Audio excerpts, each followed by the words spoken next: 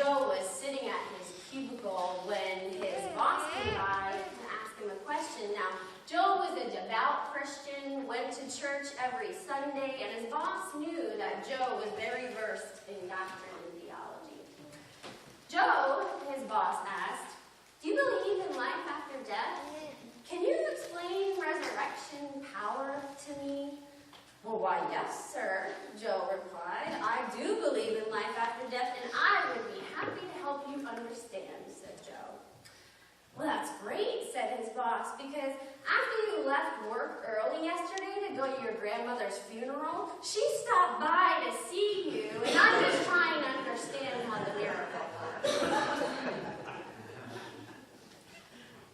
Today, our theme is overcoming death, and we've been focusing on miracles this Lenten season, and as you had heard me talking to the children earlier, we've spoken about the miracle of Jesus calling the first disciples and telling them that they could be fishers of men, the miracle of healing power of a group of friends who brought their friend through a roof to get to Jesus, who overcame obstacles to get to Jesus.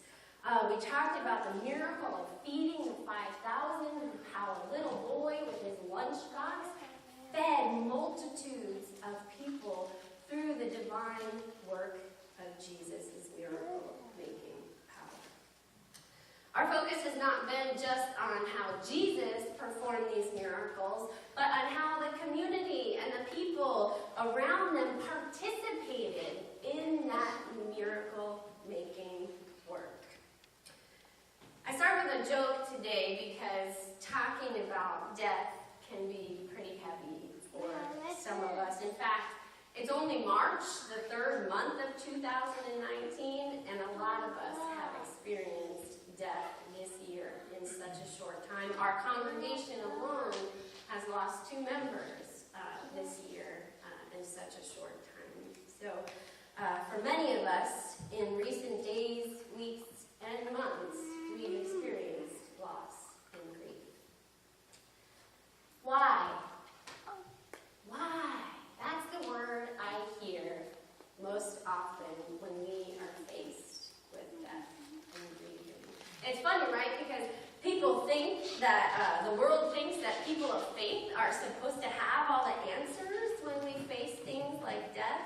Maybe because some people of faith act like they have all the answers. The world thinks that we know everything, but that's not true. We know that faith is a continual journey of moments of peace and love and comfort, but also moments of mystery and confusion.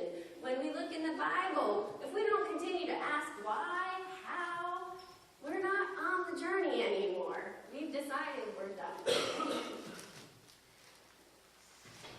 Why? In fact, the question I've got asked most, especially from the youth that I've worked with throughout my ministry, is why do bad things happen to good people? Right? We've probably all asked that question at some point in our lives.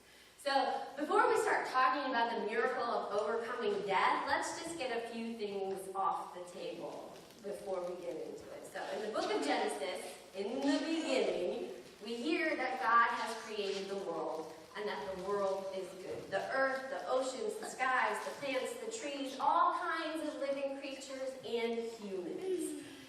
Now we know that God created humans in God's image, but there's also something that God has given to creation: free will. We know that the first humans exercise that free will when evil comes into the world. And in addition to God giving humans free will, all of creation has free will. Nature has free will. Animals have free will. Plants have free will. Hurricanes, tsunamis, cyclones, natural disasters like that are the result of the earth trying to heal itself. But we, humans, look at it as a disaster because oftentimes it causes us death, destruction, and pain. an immense amount of suffering. We know that evil comes into the Garden of Eden, and from there, evil continues to permeate creation. In order to reconcile suffering with a good and loving God, we need to accept that suffering may be a part of God's ultimate purpose. That in order to get to God's mysterious plan, which we can't understand, we might have to suffer along the way. As a result of evil entering the world, God has been able to demonstrate the miracle of God's love and compassion for creation. If evil had never entered the world, we wouldn't have a Messiah to come save us. We wouldn't have this wonderful moment of realizing that we can be in intimate relationship with our Creator. As a teenager, I, like many teenagers, was never afraid of death. I probably, every time I left the house, brought my mother a step closer to death because I tended to get into a lot of trouble. Hey, Mom. But it wasn't until after I had my first child, Juliet, that I really, really started to suffer from the fear of death and dying. I had experienced a lot of loss and death throughout my life. I lost a lot of loved ones. I lost some friends in school. But it wasn't until after I had my daughter and I was diagnosed with postpartum anxiety that I really felt the fear of death. So I'm sure many of you have heard of postpartum depression, right? Postpartum depression is really popular. But postpartum anxiety disorder is not as well known. And with postpartum anxiety, you are in a constant state of worry. So of course, many of you have children and you know you worry constantly about your children. But this is like an elevated level of fear. I lived every moment in fear of my child dying. I was convinced I had a terminal illness and went to countless doctors thinking that I had something wrong with me, which I didn't. And I was even fearful when my husband would leave the house because I was convinced that something bad was going to happen. Even him leaving with the baby alone was even more scary for me and triggered panic attacks and visions of terrible, terrible scenarios. And I felt powerless to my fear. And it was something that I had never experienced. As a teenager, I did a lot of things that I was surprised now, like, whoa. And they say, like, you get it twofold with your kids, so I'm like, oh God, please no. So I had never experienced that kind of fear, and it was so, so debilitating. I eventually got treated and learned the skills to cope with the anxiety, but it was still trying and troubling. It wasn't until one day, my senior pastor, I was the minister of spiritual formation at a church in Alexandria, Virginia, and it wasn't until one day when my senior pastor at that church, Reverend Mark Marini, preached a sermon on reconciling our own deaths. In it, Reverend Marini spoke on how reconciling our own deaths and the death of our loved ones would be one of the best things we could do while we were still living. I didn't really get it at the time. In fact, I really hated it because I was like, I'm not going to do that. Like, no, don't tell me to do that. I don't want to think about it. I've gone through all this stuff. Like, no, I am not going to accept it. But after a while, I realized I was right. That accepting my own mortality and accepting the mortality of my loved ones released me from the bondage of fear. It released me and allowed me to appreciate each moment as a gift. It allowed me to live more fully into my life. Going into ministry, into full-time ministry, dealing with death was another one of my biggest fears, right? We walk with people as they're passing, with families as their loved ones are passing, with families whose children are passing. How could I possibly sit with people on their deathbeds? I thought, who am I, God, that you have called me? I hate hospitals. That's going to be my job to go into hospitals? No. Now that I've had the experience, I have found it to be one of the most holy experiences we can have in this journey. In fact, I would say that the two most holy experiences we encounter on our earthly journeys are birth and death. The beginning of life and the beginning of a new life.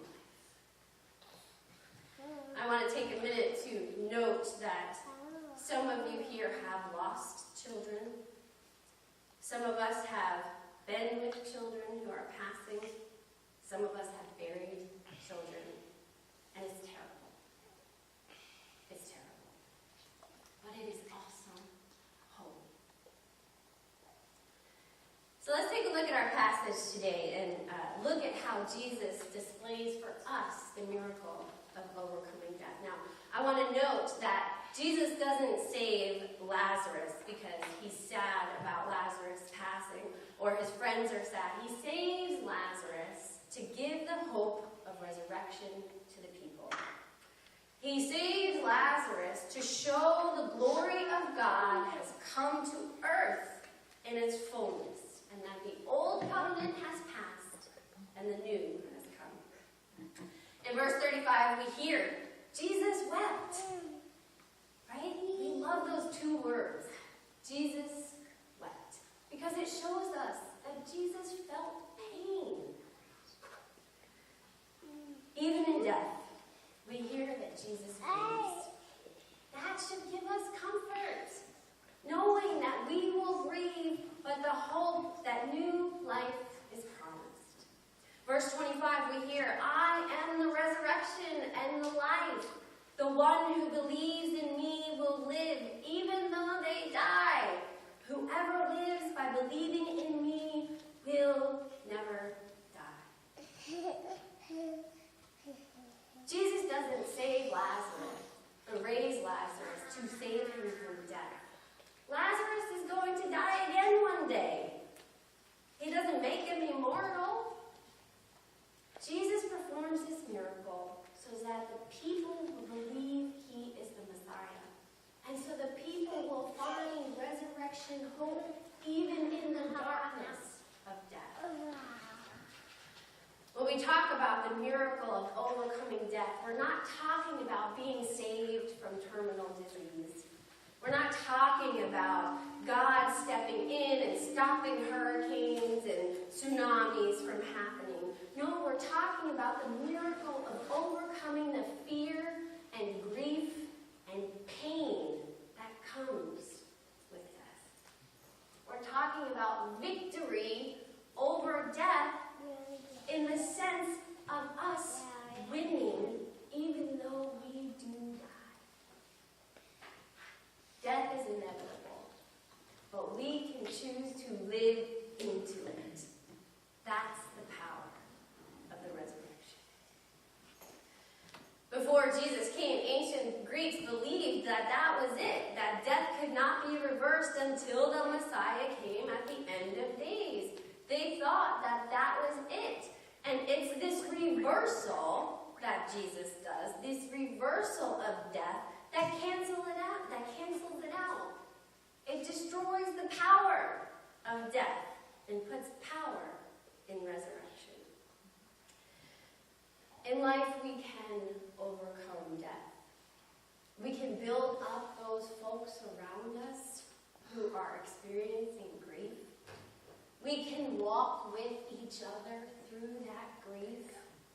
We can come to terms with our own death and the death of our loved ones. It doesn't make the grief go away. It doesn't make it a joyous occasion. But it gives us hope, knowing that there's more.